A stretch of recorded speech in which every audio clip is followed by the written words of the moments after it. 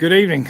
Welcome to the, I want to say February 16th, but can't really do that. The February 23rd, 2023 meeting of the Mount Juliet Municipal and Regional Planning Commission meeting. For all those that are here tonight, thank you for your patience. We had lots of discussion leading up there on the 16th. As everybody knows, schools were canceled that day in lieu of the potential for storms. And then as the storms began to come through, we just erred to the side of caution is where we chose to go. Especially as you see tonight, we have two officers with us at this meeting alone. Should those officers be needed in the community, they're not here with us at Planning Commission. They were available to be out on the streets and keep us safe. So our regrets for that and apologies for any that is more convenient on the 16th. And thank you for your patience and being with us here tonight for our February meeting of the Planning Commission meeting. And thank you to Jennifer as well. Jennifer was very proactive in that right there. And I think all of our statements really led to what is safe for everybody that wants to attend this meeting, what's safe for staff, what's best for the community. And that's where we ended up. As everybody knows, the weather wasn't too bad as it did roll through. So thank goodness for that. It certainly relayed the potential for it to be. So thank you for all the commission as well for being here this evening and your willingness to help us out and get here today. So with that being said, we do have a couple members that are absent tonight. So I'd like to read our bylaws in regards to a quorum. It just simply says the presence of 5 members of the commission shall constitute a quorum for the transaction of business. Chairperson, at his or her discretion, may wait up to 30 minutes after the scheduled meeting time for a quorum to be present. The event that a member is required to leave a meeting prior to adjournment, the departure causes a loss of quorum. No further official action may be taken until a quorum is restored other than an adjournment. Majority of those commissioners present, and in no case less than 4 affirmative votes, shall be required to decide any item of business requiring action by the commission. We do have our full quorum tonight, but wanted to make sure that we reiterate that. With that being said, we'll move on with our first item up, and that will be to set our agenda. Because we did cancel the meeting, the agenda did not change, but the order in which the planning commissioners received their agenda, a couple of items were, I think 3.1 and 3.2 were kind of flip-flopped because staff did have to go in and recreate tonight's agenda. But other than the placement of items on the agenda and their numerical item, nothing is changed to my knowledge. So seeing no changes or adjustments, we will set the agenda as stated and as published. Moving on to our next item on the agenda, we'll begin with our staff reports and turn it over to Ms. Hamlin. You actually stole my staff report again this night. I have ESPN. That's okay. I have ESPN. I love ESPN. Thank you guys for being here tonight, and that concludes our report. Thank you very much. Shane, anything for Public Works? I'll take our time in mine too. All right. I want to brag on a few things. Our new garage opener, new shop opener on Clemens Road. I want to give you some specs on that. We went from 5 to 6 bays from one. Got 2 10,000-pound lifts instead of one. We've got a 23,000-pound lift as well. And a quick highlight from that, we had a fire truck who had some transmission issues go down yesterday, and they got it fixed in 2 hours, which would have taken them a week before we had a garage. So able to protect the public, only down a couple hours and not put those guys out of commission too long. Our stormwater project at Mundy Park, they finished the paving of the trail today. Got a couple of punch list items. Hopefully that'll provide some flooding relief out in Belinda City. Looks great. Haven't had any complaints since they rebuilt the pond out there. So hopefully, fingers crossed, we have a little bit of good fortune going into the rainy season. And I'll leave it with our stormwater utility. We're going to start collecting fees April 1st. We're sending mailers out to all the residents and doing a lot of public outreach with Justin Beasley and the rest of the city staff to highlight what this project's going to really do for the residents of Mount Juliet. I'm really excited. It's been going on since I've been here with the city in 2020, and flood relief, flood mitigation's on the way, and it's starting next month. And with that, that concludes our Public Works report. Wonderful. Thank you guys so much. Please, Ms. Hammond. As soon as he said brag, I thought, oh my gosh, I have to brag on Thomas Adams.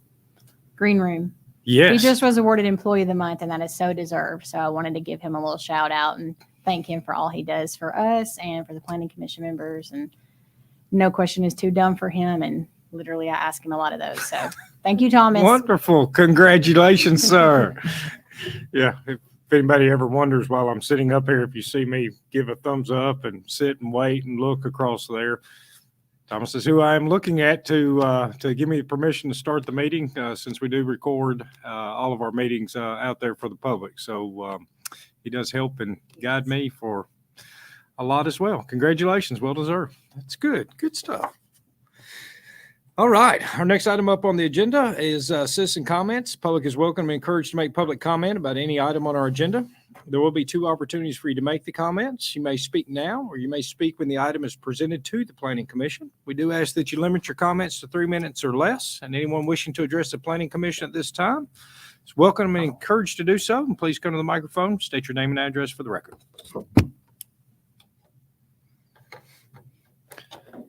Seeing no citizen comments at this time, we will move forward with our next item on the agenda. We'll begin with item 2.1, which is the Planning Commission regular meeting minutes from January 19th of 2023.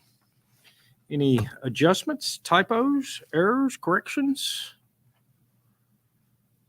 Seeing none, looking for a motion in regards to this item on our agenda. Got a motion? Second. And a second? All those in favor signify by saying aye and raising your hand. Aye. Against? Abstentions? So approved. Next item up on our agenda is our consent agenda. We'll begin with item 3.1, development letter of credit number 900-12719 for Eston Place in the amount of $103,397.21 can be released. Item 3.2, review the site plan for Waterford Park Amenity Center, located at 1367 South Rutland Road. Item 3.3, review the final plat for the enclave at Providence Central, located off Providence Parkway. Ms. Hamlin. Staff recommends approval for the items on the consent agenda with our staff report conditions included. I do have one addition for 3.2, which is the amenity center for Waterford. Under planning and zoning, comment 2, elevation shall consist of 100% brick and or stone per the approved ordinance for this development. Could we just add exterior to the very front of that? So exterior elevation shall consist of 100% brick and or stone per the approved ordinance for this development. They have some corridors over there, so I just want to make it clear where I do expect those, the brick and stone. They have some board and batten showing, but it's on a corridor. So other than that, staff recommends approval. Wonderful. Thank you. Shane, anything from Public Works? No additional comments other than what we've got in our staff reports already. Wonderful. Thank you. Questions or comments from the commission? Seeing none at this time, I'd like to ask for citizen comments in regards to any item on the consent agenda. Seeing no citizen comments at this time, we do need to close our Planning Commission meeting in order to open a public hearing. Public hearing is in regards to item 3.3, which is to review the final plat for the enclave at Providence Central, located off Providence Parkway. Anyone wishing to make comment on that item during the public hearing is welcome and encouraged to do so. Please come to the microphone and state your name and address for the record. Seeing no citizen comments at this time, we'll close our public hearing, reopen our Planning Commission meeting, and at which time I am looking for a motion in regards to the items on the consent agenda. I'll make a motion to approve with the addition of on comment 2 from planning on item 3.2 to include exterior elevations. Second. It's a motion and a second. All those in favor signify by saying aye and raising your hand. Aye. Against? Abstentions? So approved. Next item up on our agenda falls underneath a major PUD amendments. Item 4.1 This is a recommendation item back to the Board of Commissioners. It is to review the major PUD amendment for the Tomlinson Point subdivision located at 2844 Curd Road.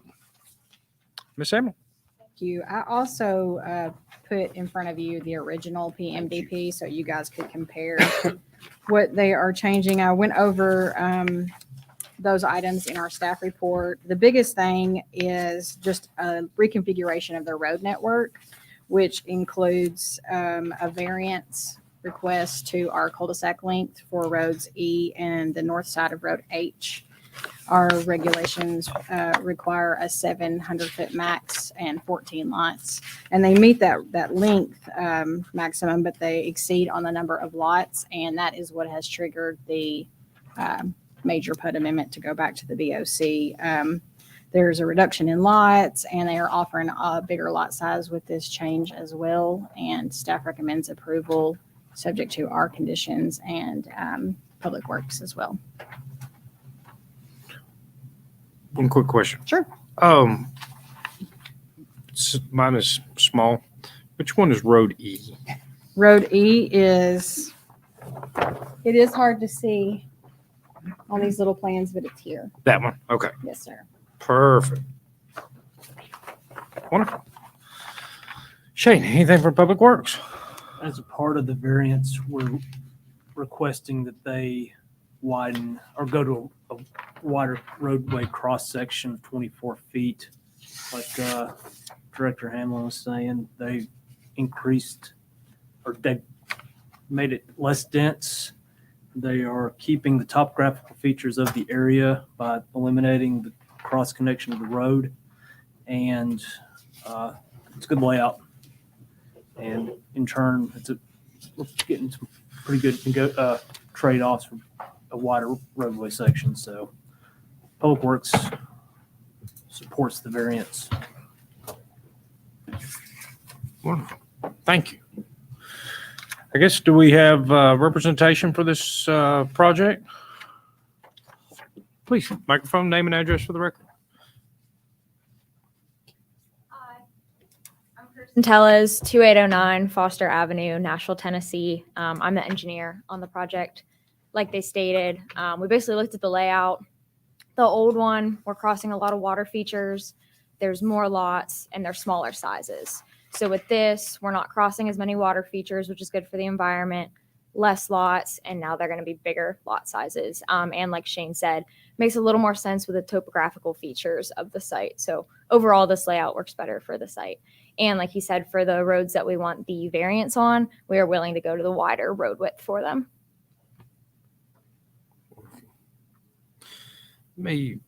I guess you already answered my first question that I was going to have for you. What was the purpose and the change that we're seeing before us?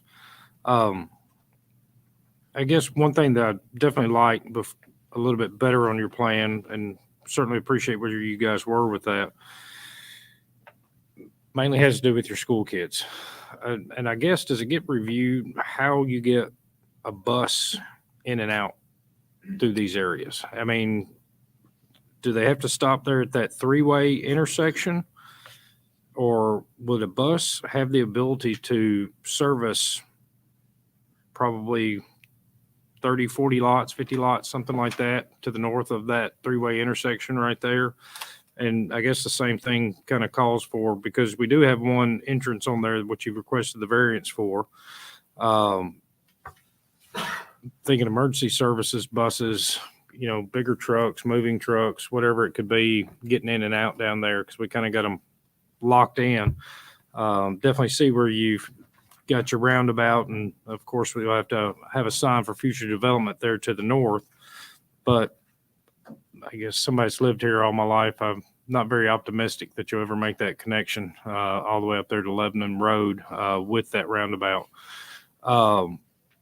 So really, have you guys looked at that in any kind of traffic study or movement and how that's going to work? So typically when we do our layouts, we run a fire truck through it and making sure it can fit. And if a fire truck can fit, then normally your school bus can fit as well. All of our cul-de-sacs are per Mount Juliet standards, which account for a fire truck. So they should have no problem with school access as well.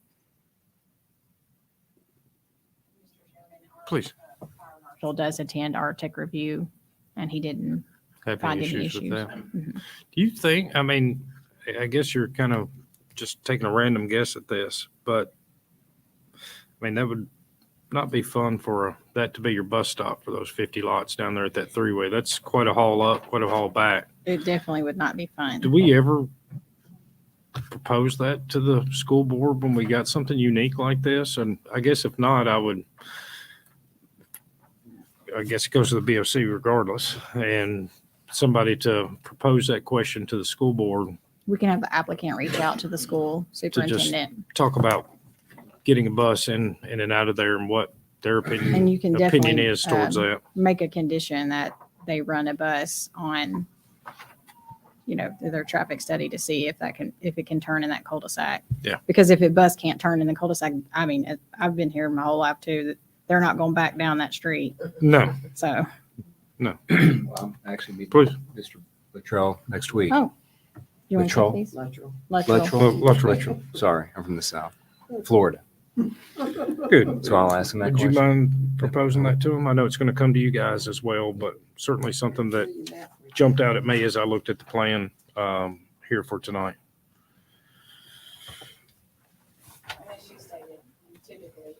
Our truck can make it down, a school bus can too, but it is a great question for Mr. Luttrell. Okay, I do have an additional condition though. please. If they could add to the critical facade lots 48, 146, and 82. And then just so I can get it on the record, number 3, the elevation sheet still reference 218 lots, brick and stone, 96 of each type going forward. And the developer is here and he confirmed that, but I wanted you to on record. Okay. So that that will change the condition to just say reflect the current numbers, which I can wordsmith after the meeting, but we're just looking for that correct verbiage on the plans. Perfect. And we had, I'm just thinking of did we grant them a variance on exterior materials? They First came time. back maybe 3 months ago, several months ago, and it went back to the BOC and they ultimately approved it as well. Yeah. What was it? Do you recall what the percentages were? It was 50% of the homes have to be 100% brick or stone, and the remaining 50% have to be 25 to 50% brick or stone on each side. Okay. Yeah. But still no vinyl allowed. No vinyl. Okay, perfect. Questions, comments? Wonderful. Thank you. Thank you. This time, let's call for citizen comments in regards to this item on the agenda. Any citizens wishing to make comment are welcome and encouraged to do so. Please come to the microphone, state your name and address for the record. Seeing no citizen comments this time, looking for a motion in regards to this item on our agenda. Motion to approve based on staff recommendations. Any other? I would like to second your motion with the addition of staff's comments to change or to add lots 48, 146, and 82 as critical lots. Is that numbering right? And also the applicant and/or staff to propose a school bus through Road H. Is that what that road is? Road A Access Street. Yes, ma'am. This one right here. Yes, please. Yes. It's motion and a second for a positive recommendation. Yes, sir. Good. No, you're good. Yeah. It's good. Recommendation to the BOC. Is that okay with the addition of those? Yeah. So it gives us a motion and a second for a positive recommendation. All those in favor signify by saying aye and raising your hand. Aye. Against? Abstentions? It is a positive recommendation. With that being said, I am looking for a motion to adjourn. Motion? Second, I'll let y'all figure that out. All those in favor signify by saying aye and raise your hand. Aye. Against? Abstentions? We are adjourned.